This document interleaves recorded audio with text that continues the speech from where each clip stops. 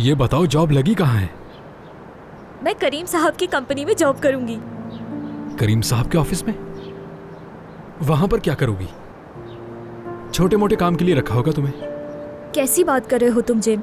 मुझे करीम साहब की बेटी की असिस्टेंट की जॉब मिली है। हाँ, मतलब उसके काम करोगी। मैनेजर कहते हैं उसे, मैनेजर। तुम भी ना कभी कभी फजूल बातें करना शुरू कर देते हो। क्या हो गया है? कहाँ जा रही हो? देर हो रही है मुझे। अच्छा ठीक है ठीक है, बस कर दो। कभी कभी मैं इस तरह की उल्टी सीधी बातें करता रहता हूँ, माफ करना मुझे। अच्छा ठीक है, चलो कोई बात नहीं। मुझे अब जाना होगा, देर हो रही है। पहला दिन है ना, तो टाइम पर पहुँचना होगा। अच्छा रुको तो जरा, मैं तुम्हें ही कॉल करने वाला था कि आज हम दोनों शाम में मिल सकते हैं। मुझे तुमसे आतिफ और नसरीन के बारे में कुछ पूछना था। तुम्हें आतिफ ने क्यों मारा था, मैं ये भी पूछना चाह रहा था तुमसे। फिर से फजूल बात, भला मुझे कैसे पता होगा?